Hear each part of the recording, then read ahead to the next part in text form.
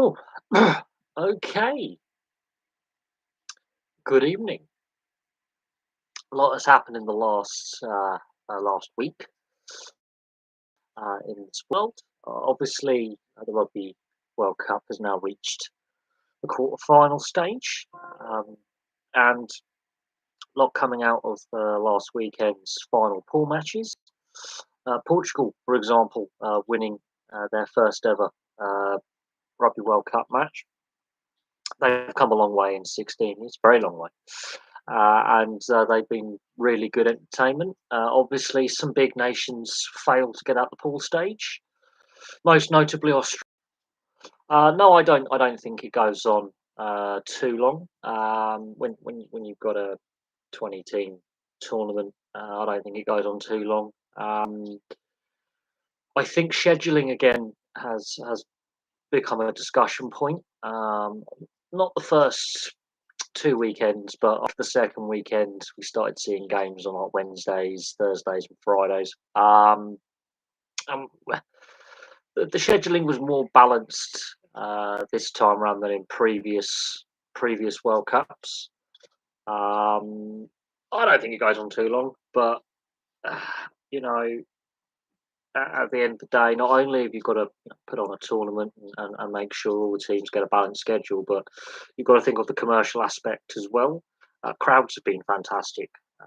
I will admit this: the crowds have been fantastic. More teams are willing to run the ball from deep than just purely kick it. So there's been more running play. I think some of the rule changes that have been brought in over recent years in that regard, I think have had a positive outcome in the way that certain teams decide to be more attack minded with ball in hand, which is refreshing.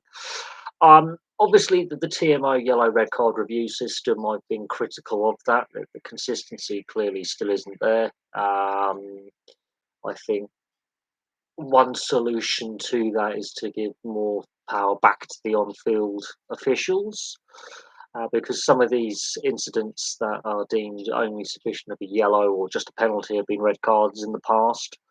And a lot of the players who've had that head contact aren't going for HIA. So I think there's a lot to be considered um, in that area. But, you know, the inconsistencies surrounding reds, yellows, and just penalties in that area is well, playing for all to see, all the way from Tom Curry's red all the way through the pool stage uh, up till now. We have seen, I think the only team yet to have a yellow card is South Africa, which does surprise me with the style of rugby they play, their physicality and their brutality. I am surprised South Africa um, haven't had any yellows up to this point. Um, yeah, I mean, you can't play. I mean, even like just friendly internationals, for example, in rugby union, can't play half-assed. You have to go in 100% for every test match in both codes. We're going to see some rugby league internationals this weekend as well. You can't go in half, just half pace. You have to go in full throttle or not at all. Um, Look, football internationals, when it comes to friendlies and qualifiers, I don't watch anyway, for the most part. Tournament football is where I like watching international football, and we can debate the pros and cons of the scheduling when it comes to constant international breaks, and we're having a discussion about load management is the sports science term. Now, I seem to remember um, during the Euros, one of the young Spain players had played over 60, nearly 70 games in a calendar year or something, which is a ridiculous amount, and had featured more often than not for 90 minutes in the majority of those games. Had very few substitute appearances and very few matches where he was subbed off. I forget the player, but he was one of the younger Spain players. Um, and we're discussing load management. Any interesting tonight? No, but I did see some fans when I finished work and I was getting the train home. I saw some fans on their way to London for the game. leaving quite early for the game. Um, any interest? It's a friendly. Yes, the Bracknell Town versus Dagenham and Redbridge is on the red button tomorrow lunchtime. Debating whether to watch the game. You know, I could be able to watch the. I should be able to watch the game. It shouldn't clash with the first quarter final of the Rugby World Cup. We've also got some rugby league, the Pacific Challenge internationals in rugby league as well, which are going to be interesting to see how they play out. But rugby league's got a lot of issues at the moment. Newcastle are the latest side to pull out of League One in the Super League structure. London Scholars went a couple of weeks ago. Um, so there's a lot of issues in rugby league in Europe at clubland. A lot of issues there. A lot of the clubs are hemorrhaging money, and the rugby league authorities. I don't know. The obsession with the M62 corridor is killing the game. Quite frankly, yes, look, we've got Toulouse and Olympique versus London Broncos in the Championship final. The winner of that goes up to Super League. I would like to see the Broncos back.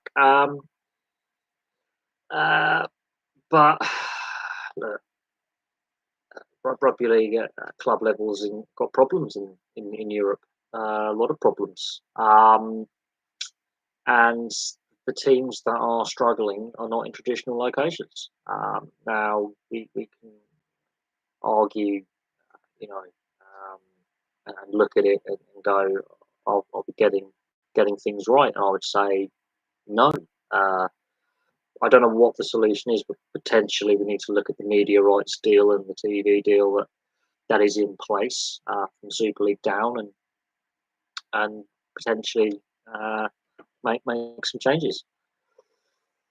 Who do I think will win between Wales and Argentina tomorrow? I think that's too close to call. I think Argentina finally came to life as the pool stages went on. Wales, I think the Australia win, notwithstanding, I think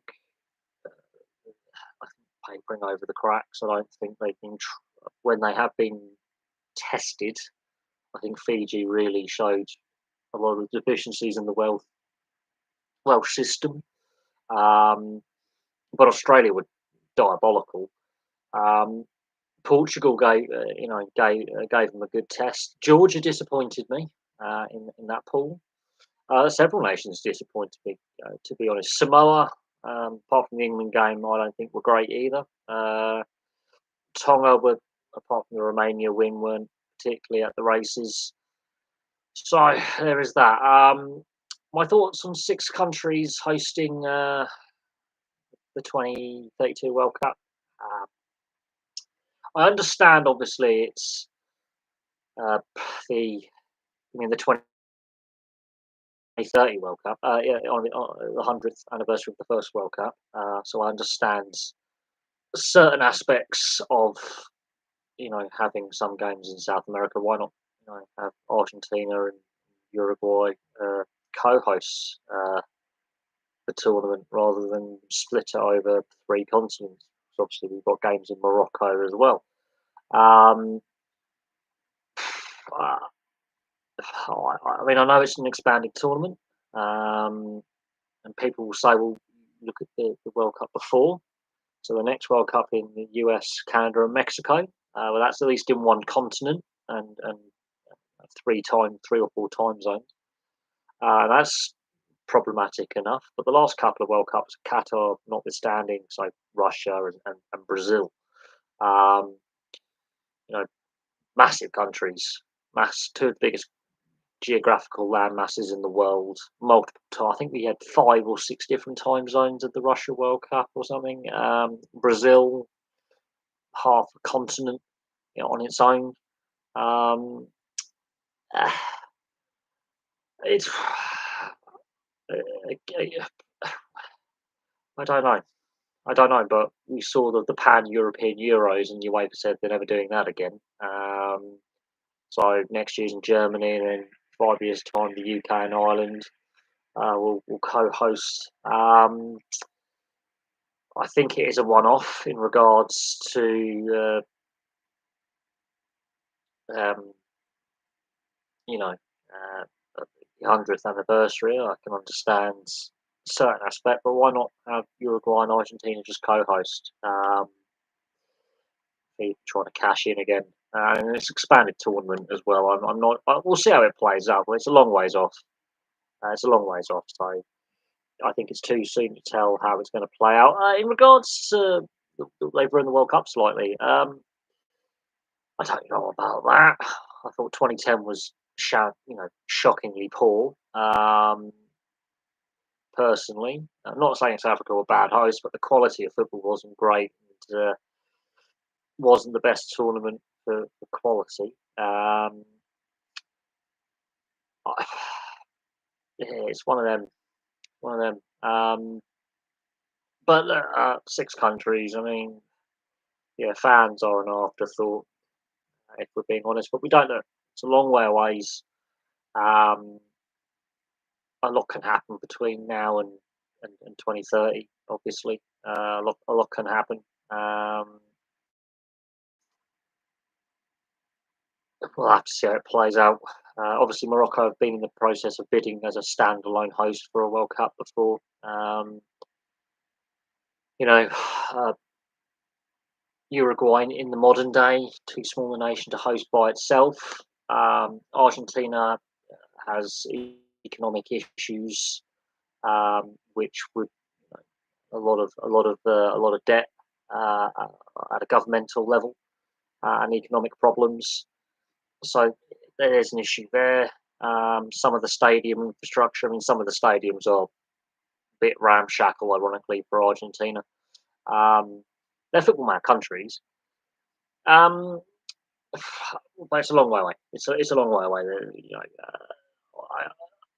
I'm a bit skeptical about the idea, but it's a long way away, and so wait and see how it all plays out. But if Russia and Brazil are anything to go by, they were pretty decent tournaments, to be fair. South Africa's a big country as well, and look, while the quality of football wasn't great, um, you know, they still managed to host the tournament. Um, so we've had big standalone countries with a lot of geographical differences and things like that. Who wins over Ireland and New Zealand? Too close to call. I think Andy Farrell has now got New Zealand's number. The All Blacks are starting to look more and more human every year. They're not as dominant, and you could partly put that down to the struggles that Australia have had, not only in the Rugby Championship, but as a nation, rugby nation, losing South Africa from the Super Rugby format, and Argentina and Japan, for that matter, from the Super Rugby format, with their Super Rugby sides, I think has had an impact as well. And you could also argue the pandemic's had an impact on restrictions and availability of players.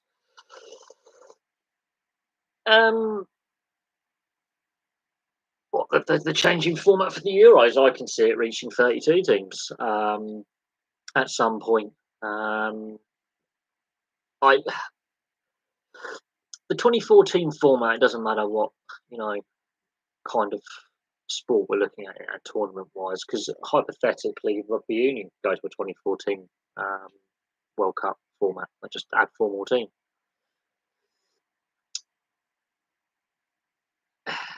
But it's I don't think it's a perfect format. If that makes sense. I don't think there's a perfect solution to anything when it comes to structuring and fixturing sports events. We can discuss international calendars and international organisation, and then talk about the club game, and talk about player welfare and I wouldn't say it would dilute it. I think it might make it a bit more interesting. There's a lot of teams that narrowly miss out on qualification that on another year or 2 years later do really well at a World Cup, for example. So it all depends on how you perform um, with that group of players that are selected, because not it's no, I'm gonna move this. Oh God, I've had a bit of a chaotic afternoon. I mean, I was making myself a bite to eat, and I managed to spill half a kilo of sugar on the floor. So I've had a bit of a mare this afternoon. Um, uh, Hulk myself up. Oh, I love having a bad back all the time. It's part and parcel of the job. As I said, I don't think there's a perfect format, but what I think we can say is the talent depth across Europe is a lot deeper now than what it was, let's say, in '96 or 2000. Um, uh, the levels of professionalism now are a lot deeper than what they were all those years ago when we were kids growing up or younger. Um, so things have changed, and yes, the quality depth, the talent depth is a lot deeper now than what it was. Um, but the debate about expanding tournaments and changing qualification systems and bringing in the Nations League, and the Nations League was brought in because there were so many complaints about pointless friendlies. But all that has done is, yes, it has benefited some of the lesser ranked teams, but at the same time, you have to look at it in, in a way that when squads are announced, there's not, sometimes the squad that you take to a tournament may not be the best potential team of eligible players because of injury, because of suspension. Um, you know, you may not be able to take your best team. You could have a player out with a long-term injury who could be a year later or the year before an integral part of a squad dynamic. Players sometimes take a step back from the international game, form dips. So there are some players who get overlooked because the system that the team has in place. Um, World Cup 2026 qualifying, South American qualifying was almost pointless. 6 out of 10 qualifying, 17 play. Well, look, I mean, the problem you have with the World Cup in 2026 is Canada, US, and Mexico automatically qualify as co-hosts. So that automatically impacts the CONCACAF qualification. So that's the Caribbean, Central America, and North America. The three big North American nations are automatically in. So already you um, lose 3 teams from the qualification process. So those 3 nations will be playing a lot of pointless friendlies in the next World Cup cycle, or in this World Cup cycle over the next 3 years. So that impacts the strength of the qualification. So there's going to be a Central American or Caribbean team who normally wouldn't qualify for a World Cup qualifying. Plus, it's an expanded tournament, so automatically you now have more nations qualifying from all the federations, and oh, confederations, should I say? Even Europe gets more more places. I think Africa gets an expanded qualification as well. So we're going to see some potential World Cup debutants. We're going to see some nations who, for example, may not have qualified uh, for the last World Cup, hypothetically. By virtue of having an expanded tournament, they squeak in when the World Cup we just had, they wouldn't have. It's going to be interesting to see over the next couple of years certain players develop something. Some players may retire altogether. Some players will obviously get injured or not be selected. Coaches will change. Whether Gareth Southgate, for example, is still England manager in 3 years' time, 2.5 years' time, is a watch this space. A lot hinges on England's Euros performance in Germany. Germany itself, I mean, look, they've sacked Flick and they've replaced him. So Germany are a team in flux. Italy, Mancini's gone. So a lot has changed already since the last Euros. Some big nations have, got rid of their head coaches and players retired. A lot can happen. International football is different from international rugby union, for example. Squads are more fluid.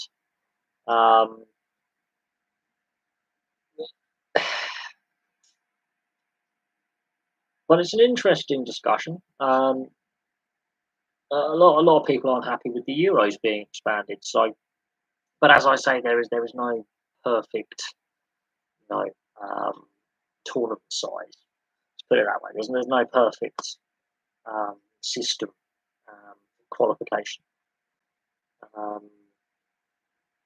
But we are now at a point where we are. The finances of football have drastically changed over the last 30 years. The TV deals have drastically changed. The financial structures, the administration side of things, everything's drastically changed over the last 30 years. Domestic club football, the pan-continental tournaments, such as the Champions League and the South American Champions League, have drastically changed their formats. Club ownership has drastically changed. There's a massive discussion about what companies can and can't sponsor club teams and international teams. So in France, alcohol sponsorship is banned. We're having a debate about gambling sponsorship. So those companies that are involved in the gambling industry and the gaming industry. Obviously, tobacco sponsorship back in the day had a similar kind of debate around it. So we'll see how it plays out. Do I think the UK and Ireland is a good host? Well, look, the UK was also bidding for the World Cup in 2030. So there was two bids going on. The government decided to focus on the 2028 bid. Maybe FIFA had sort of hinted at this Six Nation World Cup in the background, and the Turkey pulling out obviously massively made it a formality, really. One of the stadiums earmarked for the tournament hasn't even been built yet. Another one has just started construction. But again, a lot can happen between now and 2028. Is it good? Got that changes again qualification for 2028 because that's four. No, that's 5 countries that will be involved in hosting. So that's 5 automatic qualifications because you've got both Northern Ireland and the Republic, Scotland, Wales, and England. So that's 5 nations out of Europe already shoehorned in, and that means 19 other teams have to qualify. So that changes the qualification dynamic. You've basically taken out a whole qualifying group of nations from Europe. Completely changes how things people end up nations end up qualifying. Cardiff.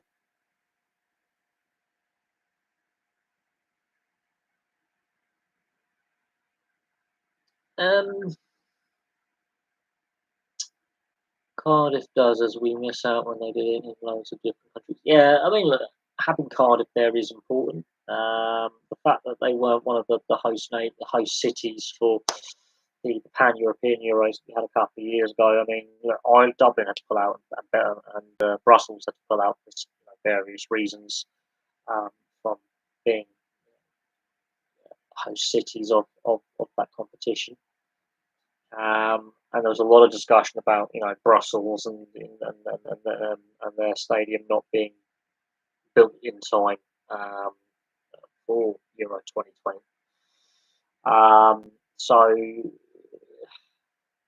But as I say, like any major tournament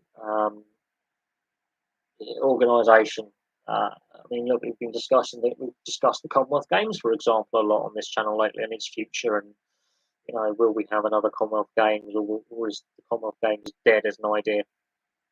Um, and you know, um, hosting major sporting events, they only come around every 4 years, like an Olympics, Commonwealth Games, the Euros. They are a World Cup. They are really expensive. Firstly, the bidding process is expensive, then the infrastructure projects on top of that, then the running costs. And while rugby union and cricket and football generally not only make profit but quite a handsome profit, other sports that have World Cups and World Championships, let's say like rugby league, for example, somewhere in the southern hemisphere, but we already had two slated hosts, pull out. The US were first; they were meant to host the Rugby League World Cup 2025. Cost concerns, profitability came in there, and the French stepped up.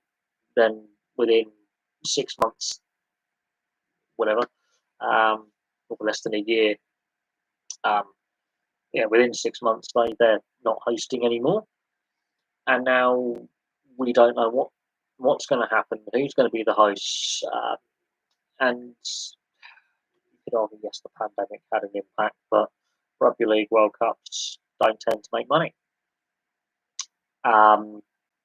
which is why I think we're rugby league in the southern hemisphere is poles apart from rugby league here in the northern hemisphere. We've got these games going to Vegas at the start of next NRL season, beginning of March next year. They're already slated to, out of just sponsorship and commercial agreements alone, to make $300 million. And the game has which for 6 months to the game's played. Now, what interests me is rugby league southern hemisphere is doing really well. Rugby league up here in the northern hemisphere is a mess. If I'm being perfectly honest, um, when the Challenge Cup final was played, Wembley was half empty. So, and so the future of the Challenge Cup being at Wembley is being discussed now. Hypothetically, as I say, the London Broncos could make a Challenge Cup final, and then there's the debate about how big their fan base is. But even then, where do you play that final? The majority of teams are from Lancashire and Yorkshire, the historical counties, that is, so that M62 corridor. Where would you play that final?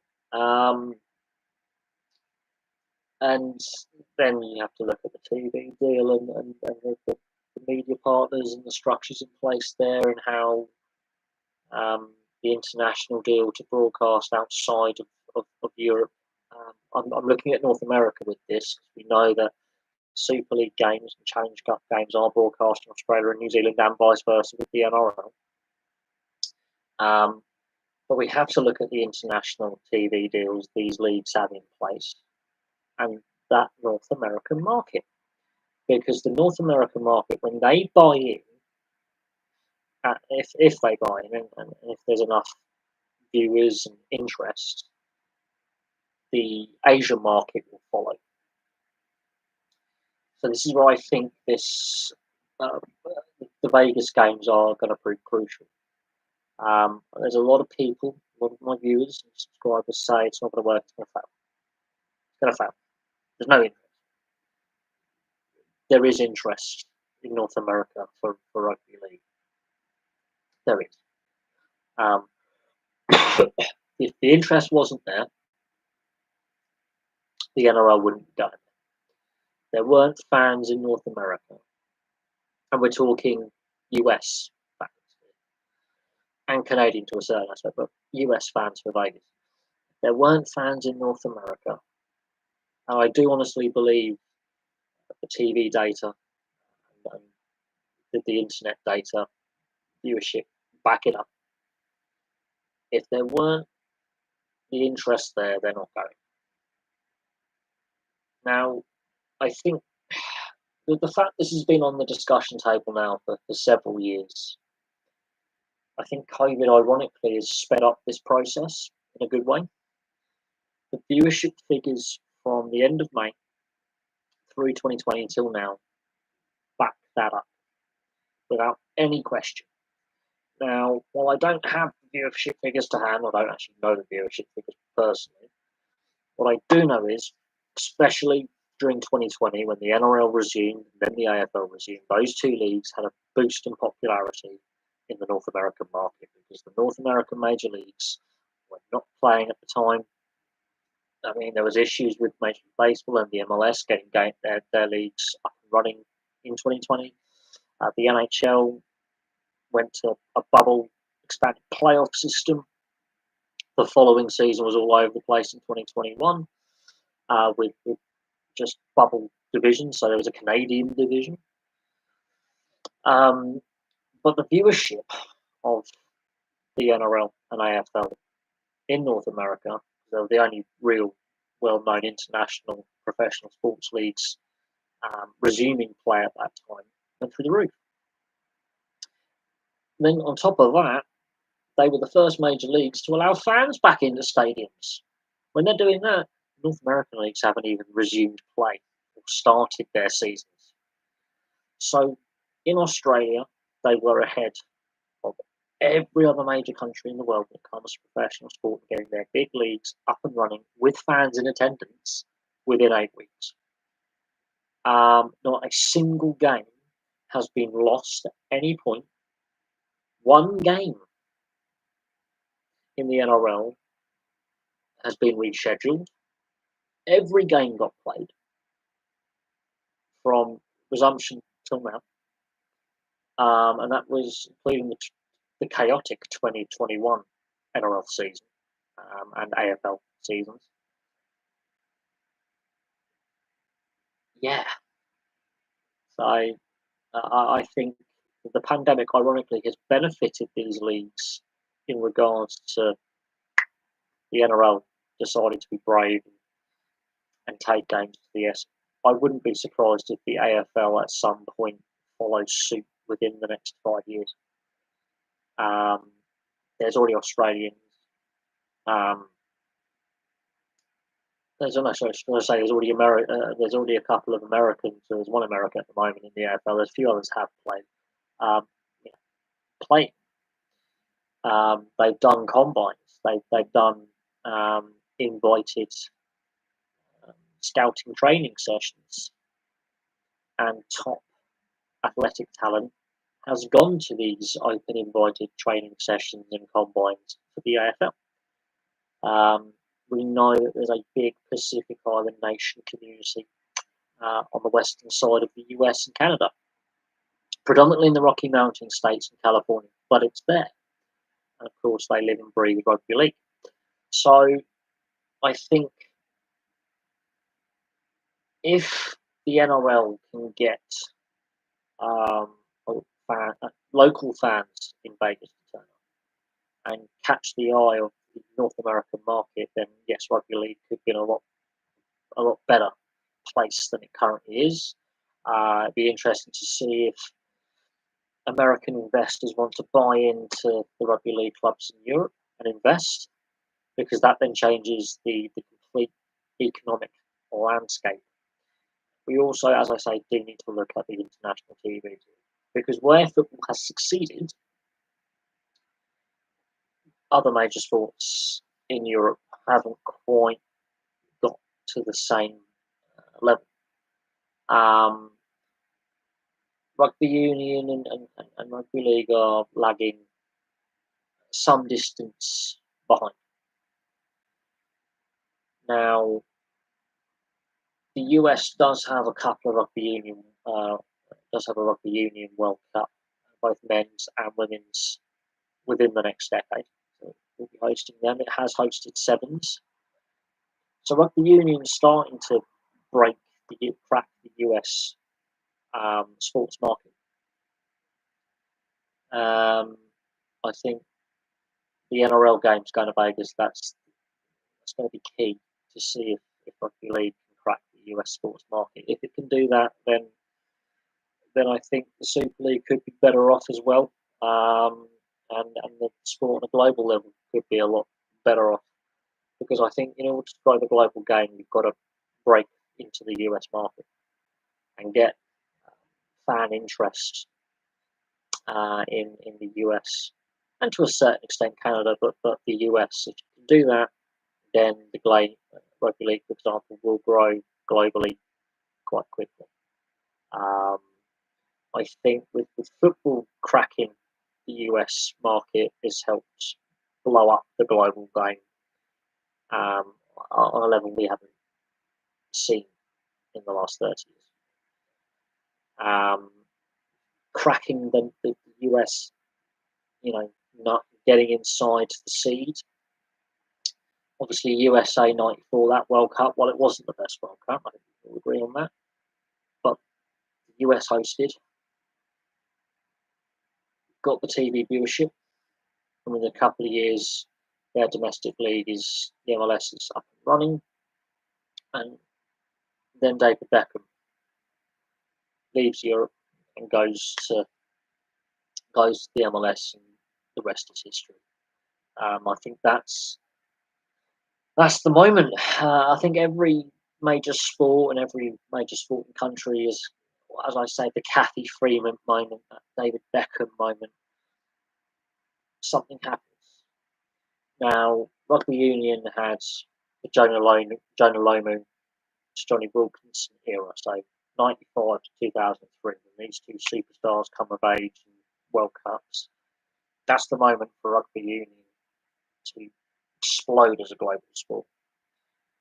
Pele and Maradona and Cruyff were the moments in the 60s to the 80s that helped globalise the football, helped globalise it a little bit. But then you have the rise of satellite TV in the late 80s, early 90s. And then the mid 90s and the Premier League and the restructuring of European club football and the rebranding of the European Cup, the Champions League, and the restructuring of the English club game with the old Football League splitting into the Premier League and the remainder of the Football League are key moments. And for good or for bad, the Premier League's still here all these years later. And the sport has changed immeasurably, again, for good and for bad.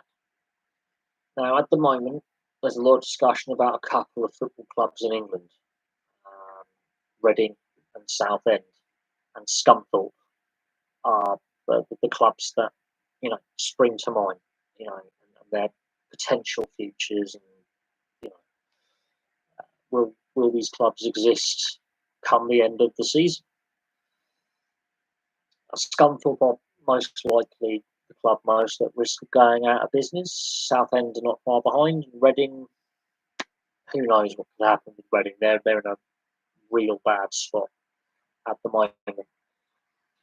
Out of those three clubs, only one is still in the Football League. Wasn't that long ago they were all in the Championship. I'm not joking on that. And they're in a real tough situation. The pandemic has also had a contributing factor for these clubs.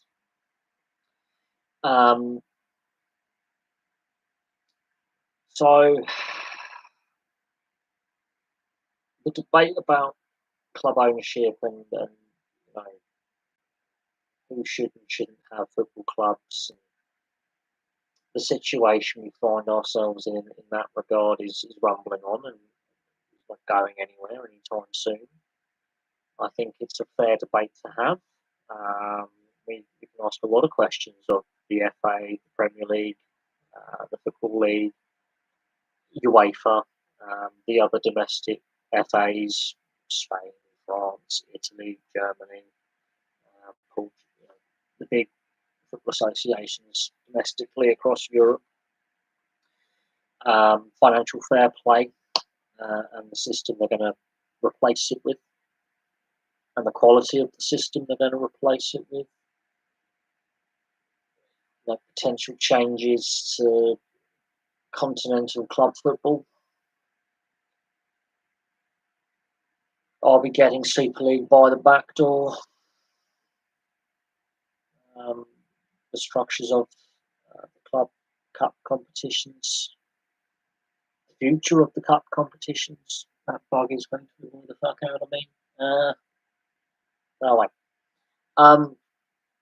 so there were a lot of eyebrow raising questions to ask, and sometimes, I can become a bit too passionate about it, and there are some concerns that I have, and I think they're justified concerns. So, for example, when we had the European Super League idea on the eve of the Euros a couple of years ago, and the response from fans, pretty strong response from fans, and reasons why it didn't come to pass. I think fan pressure had a massive part to play, whether people were meaning or not. It was a PR disaster for the clubs involved. It obviously later transpired. Juventus were fiddling their accounts.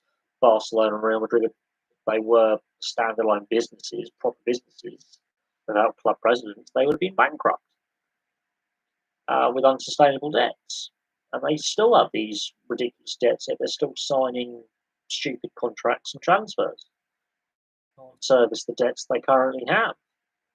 JP Morgan got involved, and they were partly responsible for the financial crash of 2008. So let that sink in. It's an interesting one. And of course, yesterday we had Wayne Rooney announced as Birmingham City manager. John Eustace has Birmingham in the playoff places right now in the Championship. Done a very good job this season, sacked. And you've got American owners at Birmingham. Now,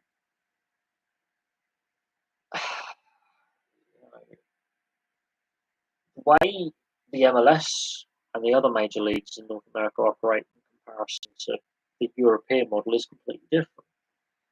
And when you do see a new ownership group or new owners come in to the sports team, they tend to clear house wholesale and make them bring their people in.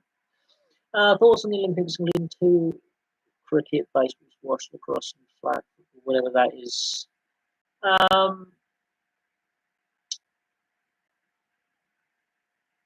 Well, lacrosse is an interesting one. I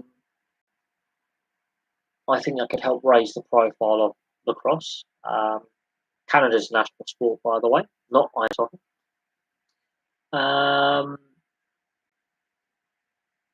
Squash, it's a Commonwealth sport, isn't it? Baseball, we've seen softball at the Olympics before. Cricket, what format of cricket would you bring into the Olympics? It would have to be T20. Have to be. Flag football, that's sort of. I don't know what flag. I've heard of flag football, but I'm going to have to look at that.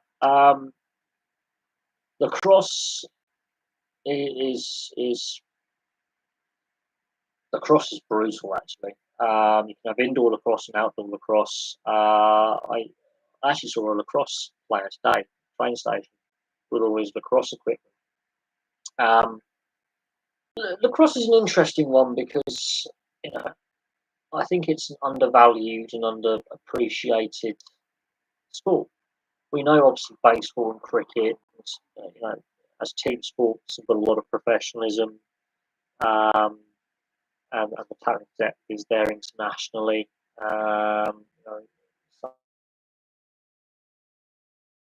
some of the baseball and the Asian baseball leagues are some of the best paid athletes in the world. Cricket, um, some of the big money in cricket now with things like the IPL and some of the big test nations having centralised contracts. There's some big cricket contracts. Lacrosse is going to be interesting. The best players in lacrosse play in the US and Canada in the collegiate NCAA system.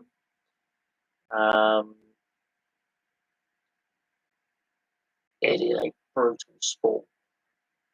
I mean, the closest sport you're going to get to lacrosse is hurling.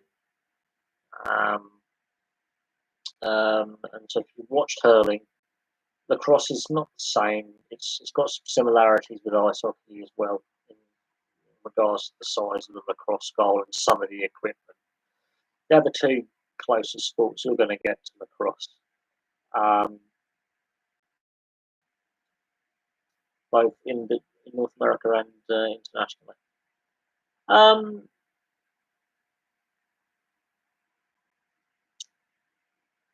I think squash has a very good chance of getting in. There's enough really good squash players internationally, but it's more of a Commonwealth sport. But again, we'll have to see what transpires. I would think it all depends on what the IOC sees as the potential for revenue. I would say baseball and cricket already have quite large international audiences that could potentially benefit TV viewership, the sponsorship coming in,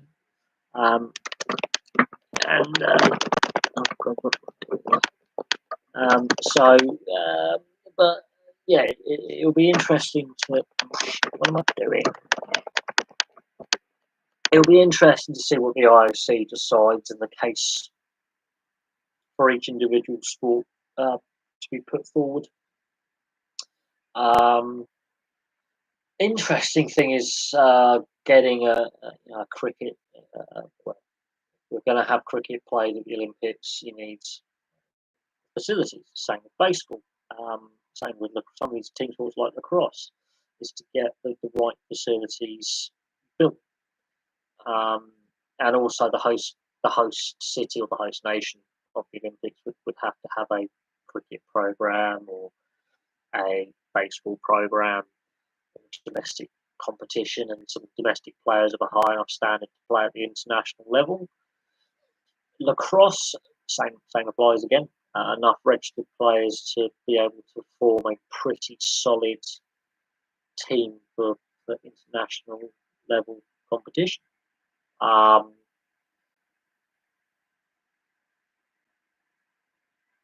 Well, the West Indies is multiple nations. Just remember that. The West Indies is multiple nations coming together as a test side, because every Caribbean island is pretty much a separate nation. They're the nations that from the West Indies, and then you include Guyana from South America. So there's enough players in each individual Caribbean nation to have your own cricket team. So that makes it interesting for Olympic qualification for the cricket. If cricket was to get in, and how many nations would qualify?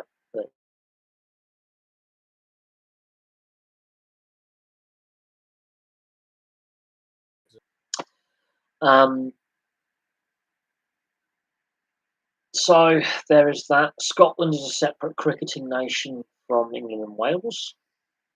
So it would have to be a Great Britain and Northern Ireland team. And Northern Ireland basically Ireland is a unified country when it comes to cricket. So that becomes interesting.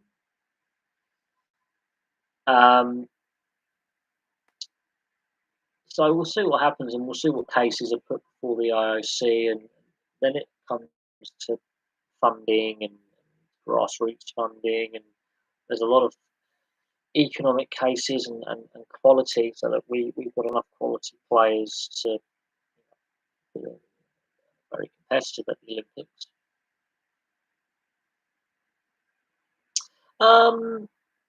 I think the last couple of Olympics, both winter and summer, have had issues. And again, the Olympics is really expensive. Just 2 weeks. Um, all the money that goes into building the stadiums and the facilities, just for 2 weeks every 4 years in the summer, or every 4 years in the winter. It used to be every 2 years in the Winter Olympics case on the Olympic cycle. All the investment, infrastructure investment, and the other investment involved before you get to the opening ceremony, is it really worth it for just 2 weeks every 4 years in the summer and winter, to be a host city and a host nation? Is it truly worth it? Um, it's become a political talking point in many nations. Same with the Commonwealth Games. Um, very, very divisive political topic in some countries. And of course, Paris is the next host city, and France the next host nation of the Olympics next year. It's very interesting. I prefer the Winter Olympics to the Summer Olympics. Personally, I'm more a fan of a lot more of the winter sports like the downhill skiing, the Super G, the slalom, the giant slalom, the ski cross, and then the snowboard events, and the ice hockey. But I just prefer the Winter Olympics to the Summer Olympics, because a lot of the winter sports you've got to be have a few screws basically. On the boxing side of things, there's been a lot of issues with Olympic boxing in the last few years, in regards to the relationship between the IOC and the amateur boxing uh, governance. There's a lot of problems at play. Um, there's a lot of issues with boxing as a sport. So that's an interesting ongoing situation. We'll have to see what happens with boxing. Um, Quite frankly, we do have to see what happens, but there's a lot going on behind the scenes in regards to the IFC and its relationship with the boxing authorities. Um, there is a lack of trust there. There's a lot of issues within professional boxing, let alone amateur boxing. So that is a watch this space with the future of boxing post 2024. The other debate is, with ice hockey at the Winter Olympics, with the NHL and the IOC coming to some kind of agreement, but the IIHF partially, in regards to player participation. So it's the IIHF out a sort of intermediary, intermediary, intermediary. The IIHF are the intermediates, sort of the mediators in between the NHL and the IOC. Best way I could phrase it, intermediary. And obviously, at the last CBA negotiations, the NHS granted, yeah, you guys can go and play. And then ultimately, the COVID restrictions that the Chinese government put in place meant that the players didn't go in the end. That's an ongoing debate, but the NHL players obviously do want to go. And there was a period between 1998 and, I'm going to say, 2018, NHL players played at the Olympics. So it's been 9 years. So that's an ongoing debate.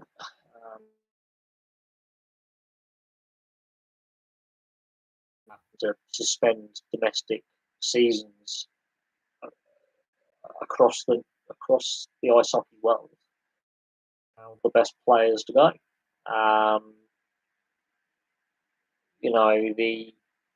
A lot of the best. You basically have to have a second mid-season break. You had the Christmas week off, basically. Then you have the All-Star weekend. So basically, you're suspending the NHL season, basically an extended All-Star break. You shut the season down because they're the best players.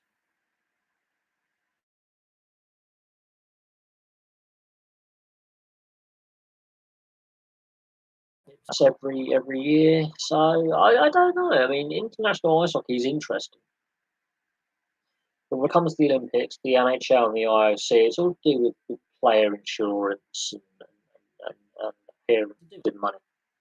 It is to do with money.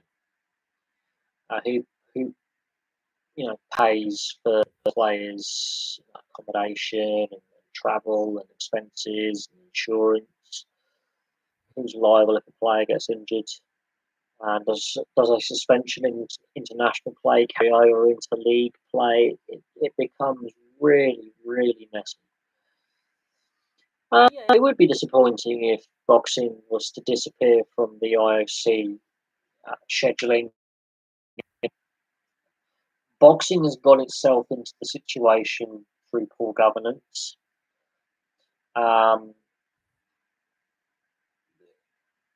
But boxing at the Olympics has become very controversial anyway. It's always been controversial. There's always been controversy in the boxing events for a variety of reasons.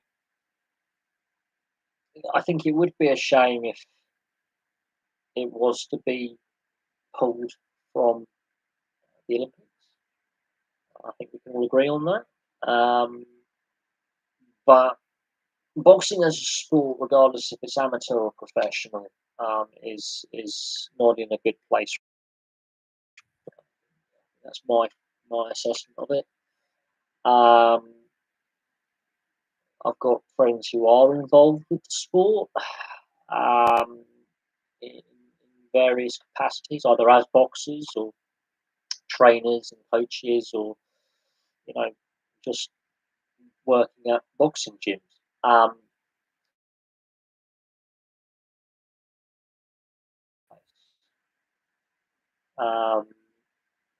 And there's a lot of negative headlines surrounding boxing.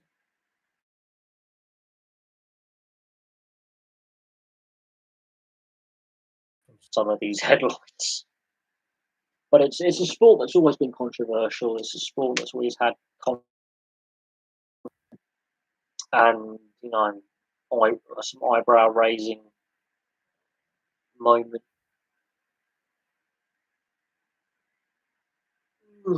But in regards to the IRC potentially scrapping boxing from the Olympic program, I mean that will send shockwaves around the sports media. We're going to melt down if boxing pulled. That will create a lot of discussion on social media. It will create discussion in the mainstream media, and the amateur ranks and the Olympic program to a certain extent, Commonwealth. It is a pathway to professionalism for a lot of us. It's a pathway onto the professional ladder. Sports like tennis and golf are Olympic sports now. Golf has obviously recently been added to the Olympic program and did rather well at the last time it was when I think it was the Games. Golf's done quite well as an Olympic sport over the last couple of years. It's really been a welcome addition. And golf's got its problems. We had the debate during the Ryder Cup of should players get paid a match fee or an appearance fee to go and play in the Ryder Cup. Admittedly, more from the American side than the European side of things. And that was debate, rumbling on social media and in the mainstream media, in the background whilst the Ryder Cup was being played the other day.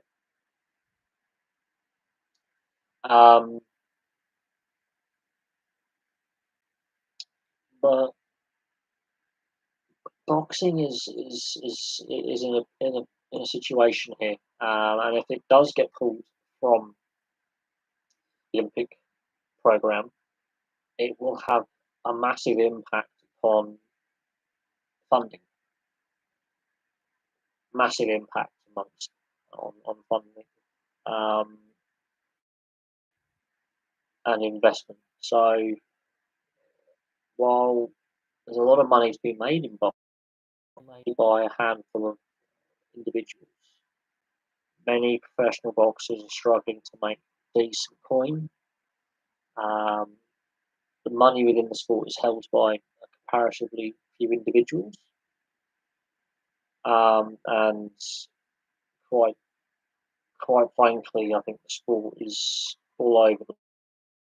There doesn't seem to be a coherent strategy for governance. Um, it's all over the place. Has been for a long time.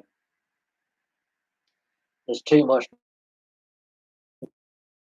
to professional boxing, and when it comes to the amateur Olympic programs and championship programs, if they lose that IOC backing, the impact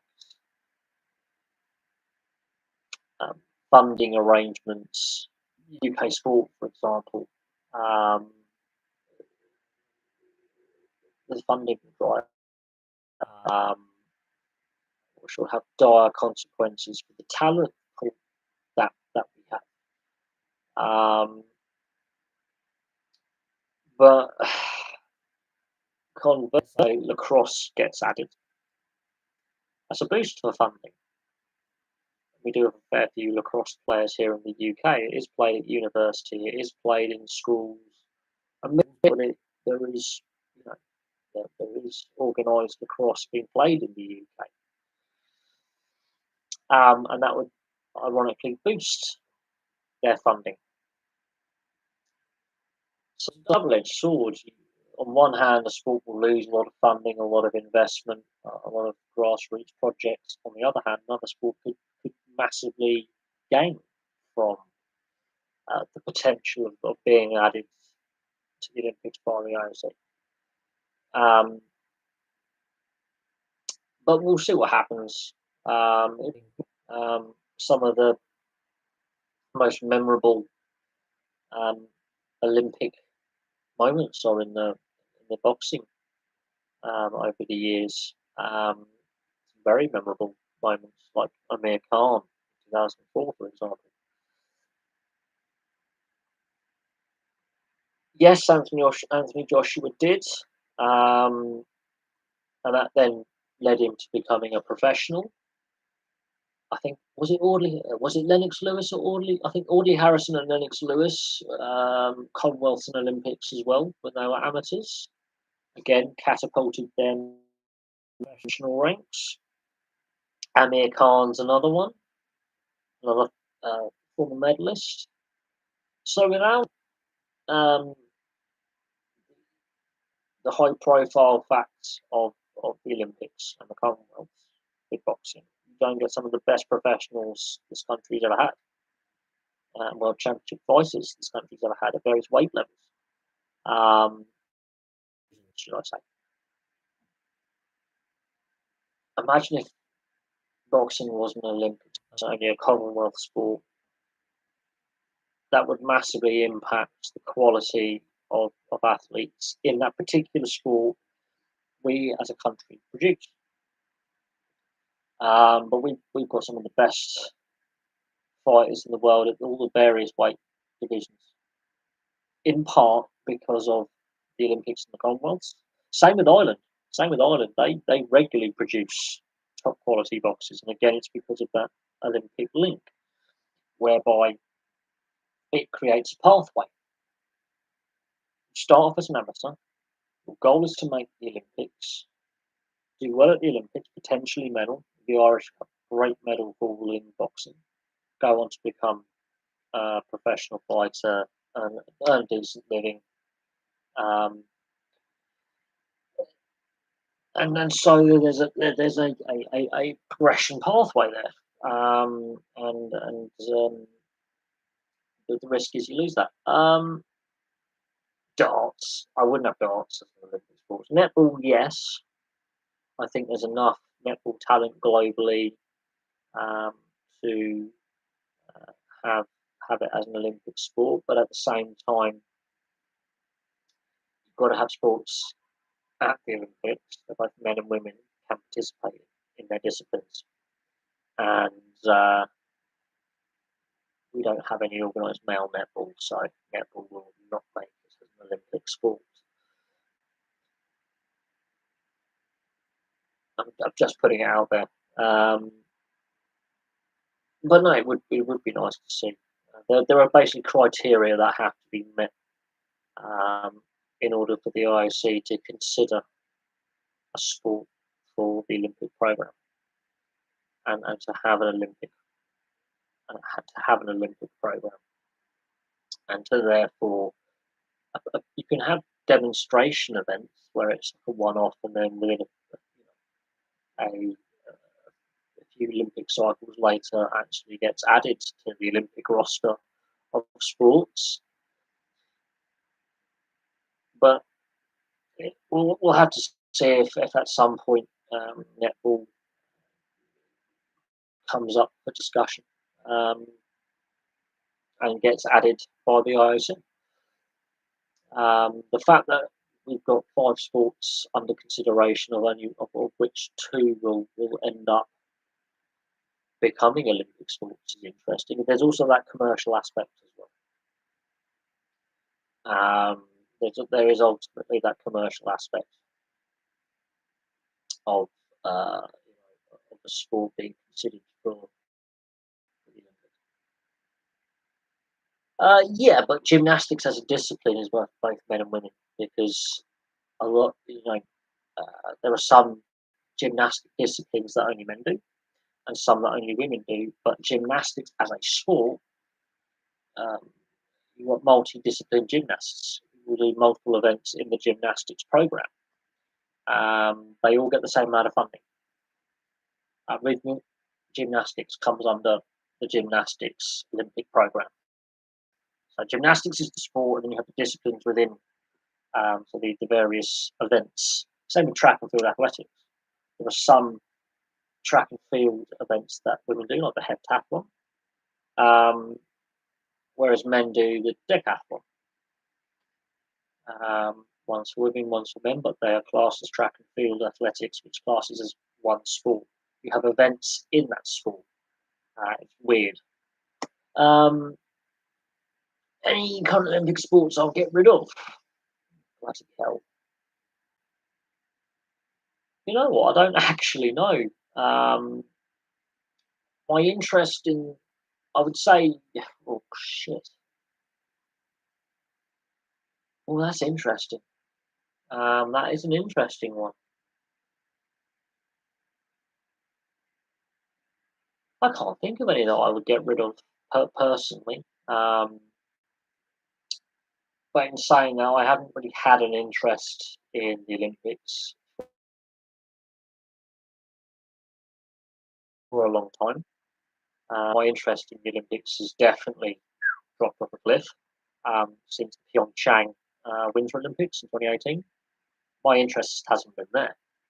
Yeah, ironically, one of the most popular videos on the channel is a Winter Olympic video. I think it's Germany beating Canada in the Olympics, the ice hockey in 2018, 4-3. One of the most popular videos on the channel. And that's thinking. But I can't really think of any. But at the same time,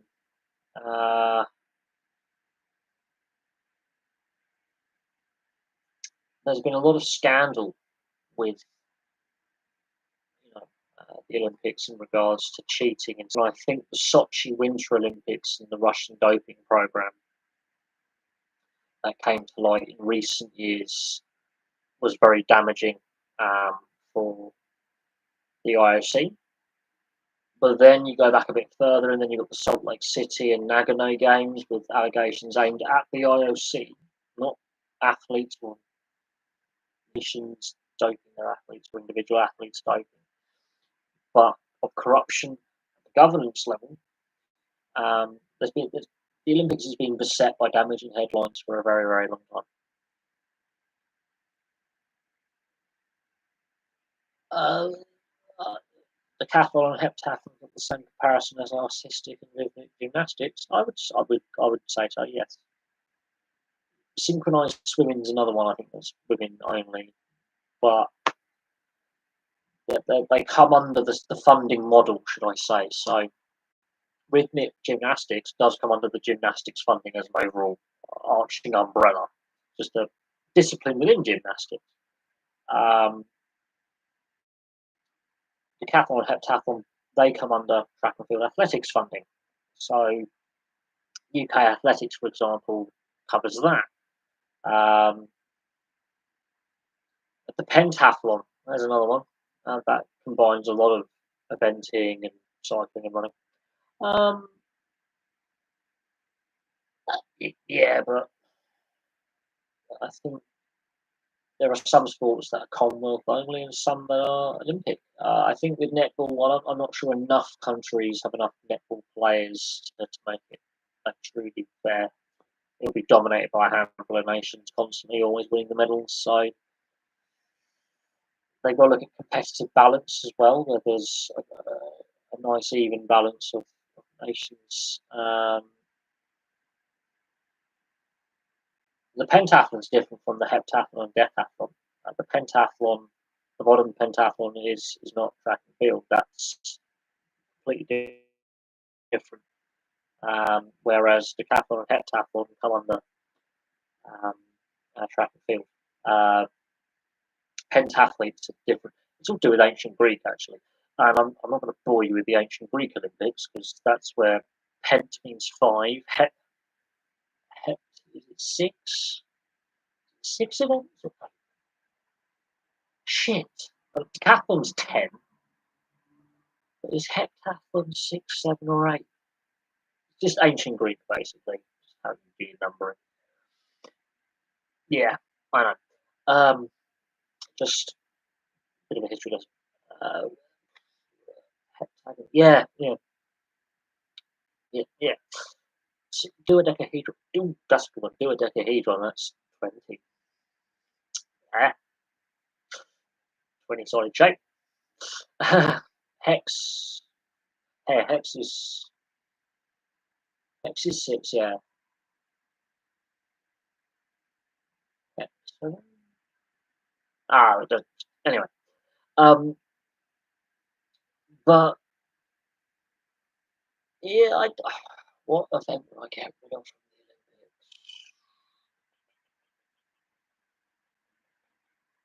Shit is the answer. I don't know. I honestly don't know.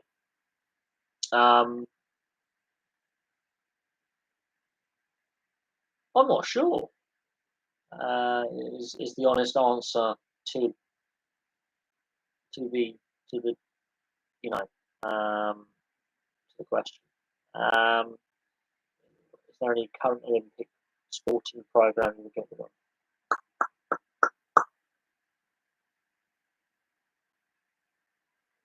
I couldn't tell you.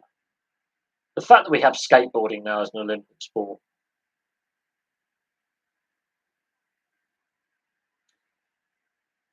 Yeah, let just yeah.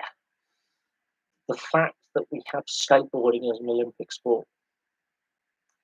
Surely that's an X Games sport, but a lot of the X Games um, are now Olympic events. So the IOC are trying to be hip with it and realise that in order to attract younger fans to the Olympics, and that's again that commercial aspect. Um, they've got to be a bit edgy with some of the sports they have on the Olympic program. I wouldn't be surprised if the modern pentathlon and um, uh, some of the some of the things like that and eventing probably get dropped at some point um, because the IOC want to be with the current trends. Um, but the Olympics, as I say, has been dodged with surrounded by controversy, and it's become it's become a bit of a political hot potato in a lot of countries. A lot of Olympics lose money. A lot of Olympic, uh, I think, well, the Soviet Union no longer exists, so it's going to be the US, China, the UK, Russia as as a successor state to the Soviet Union, and I'm going to say something like Japan or Australia. Weird. US, China, UK comes quite high. Russia's quite high, as a lot of the Soviet medals last Russian. And I'm going to say Australia or Japan, potentially France, because there you go, there you go.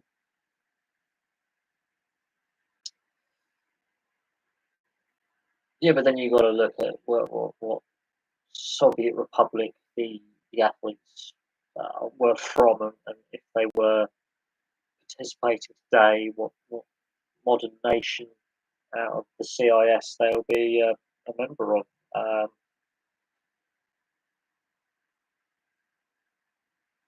I'm surprised the French well, no, Germans don't surprise me, but that doesn't surprise me. China and the Soviet Union obviously exclude them. All the other nations there were key components from the early Olympic Games before the First World War, and then obviously before the Second World War as well. They were very in. There was a big debate about the East Germans and their statements of doping and their sporting programs. Um, that doesn't surprise me because obviously before 1914 that would be the Austrian movement. Um, a lot of the Central and Eastern European nations, historically, even before World War II, had very strong sporting ethos and a lot of high-profile um, athletes. And then during the Cold War, a lot of nations put a lot of investment into their sporting programs through university and the education system as a form of soft power. So there's a reason why even now a lot of the Central and Eastern European nations still do well, especially in things like weightlifting, boxing, and track and field athletics, because of the structures that are in place from the communist era and the Cold War era. There's a lot of structures in place. It's part of their educational curriculum at school. The word gym, I mean, in Germany, gymnasium means school. So it's a big part of their educational curriculum. Um, it's a big part of a lot of local communities as well. Is this the sports club, the town club, which will encompass not just football but ice hockey, roller hockey, basketball, squash, tennis, cycling, swimming, gymnastics, boxing. They all come under one club. Um, so I'm not surprised the Hungarians are quite high up in the medal all-time medal table. Not surprised at all. The former Yugoslavia before that breaks apart. That again ranks quite high on the medal count as well. And even now, those nations still perform pretty well in uh, in the Olympic programs. Bearing in mind, in the early 90s, the UK, Great Britain, and Northern Ireland, basically, the Atlanta Games was an absolute disaster. It's our worst medal tally ever. We were really low down on the medal list. The '96 Atlanta Games was disastrous for Great Britain. Absolutely disastrous, and there was a big political fallout from this. And the '96 Games, obviously, the Conservative Party with the party in power, John Major was the Prime Minister at the time, and that was a final, Great Britain, we were at a low ebb here, as a sporting nation, or group of nations, should I say. Great Britain, Northern Ireland, that's Scotland, Wales, England, and Northern Ireland. We were at a low ebb sporting wise, and the nation, we had Euro '96, but we were at a pretty low ebb. And that just summed up a period of we're not in a good place. And then, of course, Tony Blair comes along, and then there's a big focus from UK athletics, and the various UK sport governing bodies to turn things around. And then we had the Sydney Olympics, and the medal tally's a bit better, but it's not great. It's still pretty poor. We're like, oh, well, the plucky Brit, we're taking part's important, but it's improving, but it's still poor. And then we had the Athens Games, and Amir Khan was the highlight for the GB team in boxing. And then after the Athens Olympics, we won the rights to host the 2012 Games in 2005. And things changed. 2008 in Beijing, the best medal tally we ever had. 2012, we do it again. 2016, still better than Beijing. So we had these consecutive Olympics of gold, silvers, and bronzes. Things explode. We have a decade and a half of just medal after medal. We started with the Winter Olympics, winning medals, and suddenly the conversation changes from we're the plucky Brit, when in reality we were shocking, to where we are now. But then what we've now found out is that win at all costs mentality. A lot of things have come out about coaches, bullying, abuse, potential for some doping in there, and the negative stories now come out, which raises eyebrows, obviously. And the win at all cost mentality, the will to succeed, athlete welfare concerns, issues with structures and complaints processes. There's been a lot of negative headlines that have come out since we had this massive medal turnaround from 1996 to now.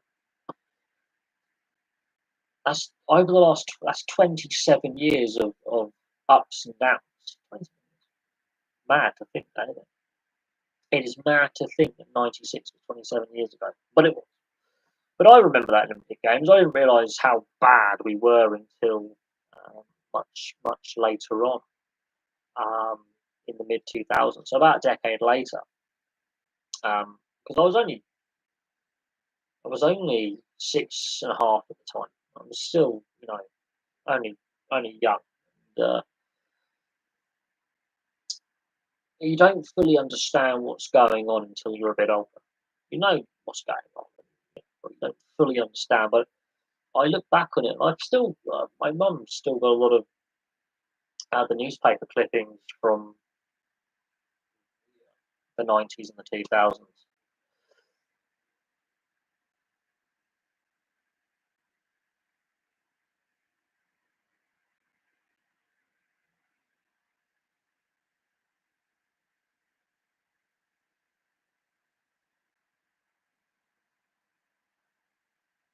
So there's that.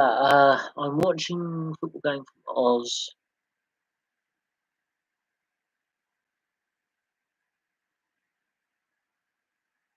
Seeing advertised the ground like 4 5 broadband. Can I eat it? Well, Wembley is sponsored by EE. Oh, Wembley's sponsored by EE, which is part of the BT group, which is my mobile phone network, for example, that I use. They got the naming rights for Wembley. Biggest mobile phone network provider. The BT Group's one of the biggest telecommunications companies in the UK. I wouldn't say the best telecommunications company. My internet I get through Vodafone, but my mobile phone is through EE. 0-0 at half time. Good game by both. It's a friendly. It's a football friendly. I tune out when it comes to friendlies and qualifiers. The only games that in international football that I watch are the tournament internationals. I don't even watch the Nations League if I'm honest. I think I think the way we've scheduled and structured the international calendar is all over the place, and um, you know the debate around the international breaks, the international calendar, and are we getting it right runs on. I think it disrupts the domestic club season far too much. We already have issues of fixture congestion. I mean, look, next month is the first round of the FA Cup, for example, proper. So we've got a qualifying round this weekend, and one of my local club is one of my local clubs is playing tomorrow, and that'll be the third or fourth qualifying round or something like that. So we're starting the football season, club season earlier, and we're finishing later. So I mean, how many more games can we wedge in there? And then we discuss the international breaks and the international games, and how many internationals do it's so fluffy, and how many internationals should we be playing in a calendar year, and how many qualifiers should we be playing friendlies? Personally, I would get rid of all the friendlies, and in my opinion, all qualifiers should take place in the off season when you don't have any international breaks in the club season. I think that would solve a lot of fixture congestion, getting the club season and start that a little bit later and finish that a little bit earlier, because you don't have to stop every couple of months for a week or 2 weeks to get international fixtures played. Again, that's my personal opinion. I think many would agree with it. Pointless international friendly tonight between Australia and England. Again, that's personal opinion. Obviously, the next game is crucial because that's a qualifier, but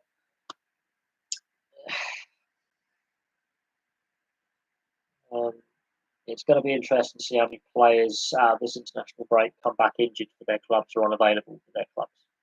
And some managers have said, this player is not available. You're not selecting him. He's not going to international camp. He's not playing any games. So Saka, for example, at Arsenal, has been ruled out. A good evening, Mr. Donnelly, Mr. Chester. Good evening. Good evening, sir. I'm plodding along as per usual. Nothing overly exciting happening my end. Bit of job hunting. I'm planning to change jobs. I just need one break. I just need a bit longer in the bed. The early starts. I mean, I'm out of bed like sometimes. Late the last couple of weeks, I've been getting up 1:30, 2:30. I've been waking up, and I don't leave the house till 4 in the morning. It's getting a bit much now. So away from the channel, things are happening, and we're in the process of applying for a new job. But channel itself, yeah, I've had a week of just taking a step back.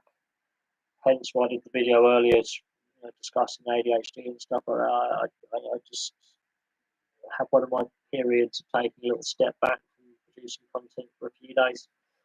Um, but we're back on the hobby horse, so to speak. And I think the goal is obviously to get monetization because there's two tiers of monetization now, or revenue earning. Get the view hours up, we hit that first tier where we can get super chats on the channel, and I think we can get the Teespring shelf potential, and I believe memberships potential. I think, and then the next tier is full ads, memberships, the lot, everything.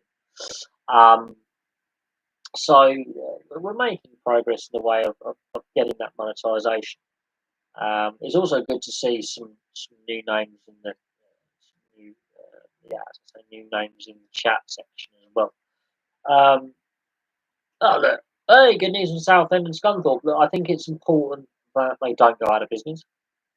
Um, I think the concern right now is the future of Reading as well. I mean, Reading have got 50 million in debt. That's a lot. I agree with the FA not being political with the Israeli-Palestine situation. They should never have mixed politics in the first place. Yeah, the lines become a bit blurred. They've been heavily criticised, mind, in some quarters.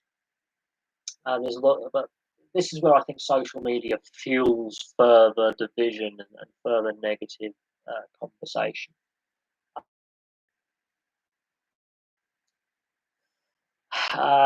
It's it's a fine line in regards to the Wembley Arch, lights up blue and white or uh, red, white, black and green, which is the Arab flag, or both, or neither. There's been a lot of distasteful incident in professional sport, and never a good mix. Um, but it has created a lot of discussion on social media. There's a lot of people who aren't happy with the decision, and there are many that are happy with the decision. Um, I think, unfortunately, what we're seeing unfold live on 24-hour news is what it is.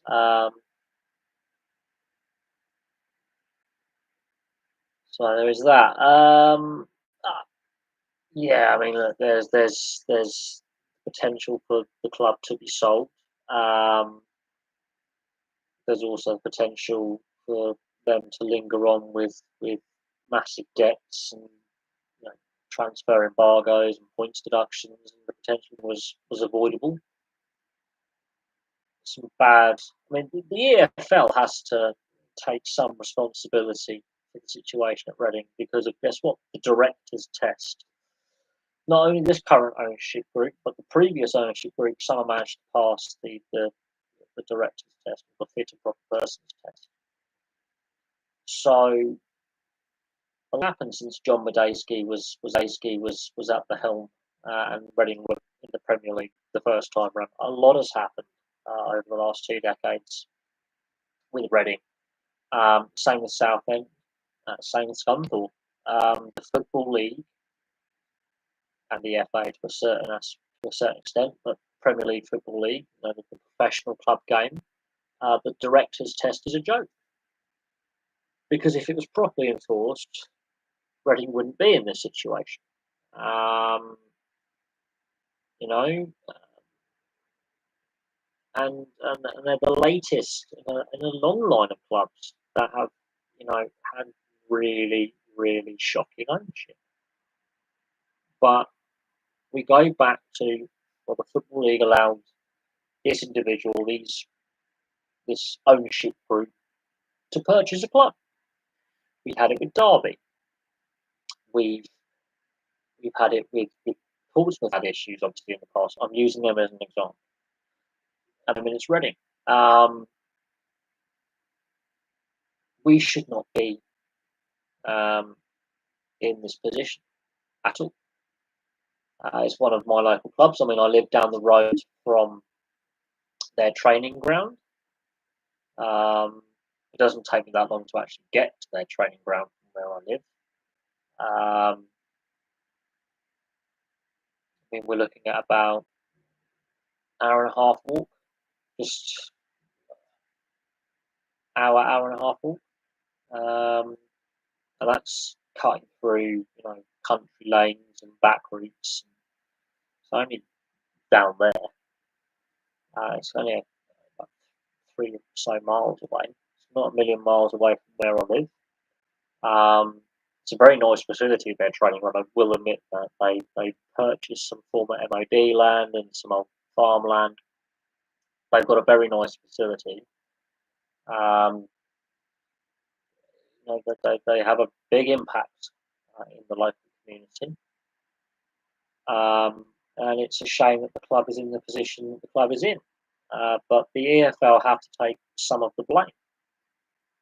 And Reading is, as I say, the latest in a long list of clubs that, with this fit and proper persons test, directors test,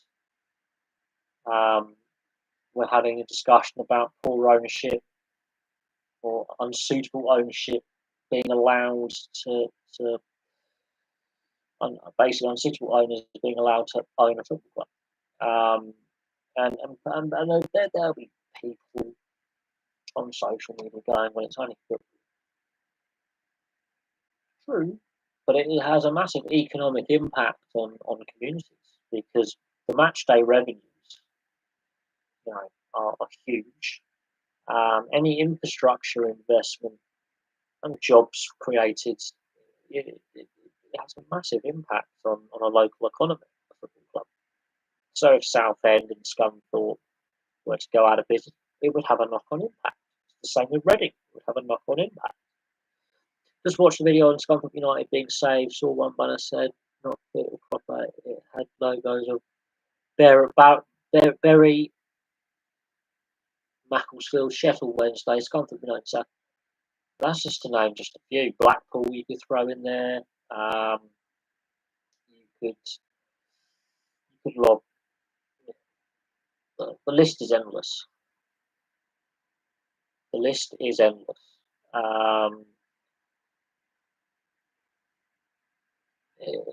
It's almost never ending. At some point, every club has had a bad owner and their financial struggles and their dark times. If Everton, for example, were to get rid of the Premier League, they're a Reading on steroids and a Derby on steroids if they were to go get relegated from the Premier League. And I do mean that. If Everton were to get relegated this season, what's happening at Reading right now and Scunthorpe and Southend and what happened at Derby and Bolton's another one and Bury's collapse. Imagine if Everton go down that be bigger than Leeds struggles in the early 2000s. Portsmouth, it would be catastrophic. So, well, they refused to assist football financially during the pandemic, unlike other sports like rugby league and cricket and rugby union. I do believe that there is too much money in the game, and it's not properly distributed, and it is a sport whose economy is got too much debt. It's basically the football economy, not just in England or Scotland for that matter, but across Europe is very similar to the subprime mortgage crisis that was a forerunner to the financial crash in 2007, 2008, whereby a system, an economic system, was loaded with far too much debt, unsustainable debt, and unrepayable debt. For over a long period of time, so the previous 10, 20, 30 years, for example, so basically the Premier League era, it's an economy built upon debt rather than sustainable profitability. And when you have an industry which is loaded with debt rather than sustainable profitability, is when you have an economic downturn, um, you'll make yourself more vulnerable to that economic downturn with financial shock. Because you have to raise your prices, you most likely will see purchasing of your product fall back. People will buy less tickets, buy less merchandise, less concessions. Um, so the football industry is racked and loaded with debt. Its business model is based upon debt, um, and it's overheating. Um, um, so look, we'll see what happens. I mean, look, the independent regulator debate has obviously been raging on now for several years. We may see legislation passed on. Yeah, look, as I say, we may see legislation passed. We may not. We'll see what happens. Governors other worries like bailing out councils, Birmingham Council. Hey, my local council is about to go bankrupt. The council I used to work for is basically about to go bankrupt. Or chapter was it or chapter 112 or whatever it is. So they can't go bankrupt. They've got to meet legal requirements. But where I used to work has gone belly up. Well, the council I was subcontracted to is gone tits up, nearly. We're talking a handful of days away from potentially um, virtually bankrupt. The council I currently work um, virtually bankrupt. The council I currently work for is virtually bankrupt, nearly. Another neighbouring council near me has filed for that basically is saying it is bankrupt, but it can't go bankrupt. Birmingham's another one, Slough, Windsor and Maidenhead, Northampton, Thurrock. Some of their debts are astronomical. But we've got into this position by weak and poor governance over a significant period of time, and there is too much money floating around in the hands of too few. And the business models of a lot of football clubs and the entire industry is as I say, based upon debt, rather than yeah. It's Birmingham is one of the cities for the Euros in 2028. But the council doesn't own the football grounds, the clubs do, or someone, a owner owns the football stadium. So that's not a council problem. So to say, interesting one that obviously the Commonwealth Games, Commonwealth Games system. Will the West Midlands have a tram system? I know Manchester does and Croydon do, but St Andrews is a shambles. There's issues with St Andrews, but again, that's owned by a private ownership group that isn't owned by the council. And Birmingham City, I mean, that's part of the issue that Birmingham City have had is the stadium situation.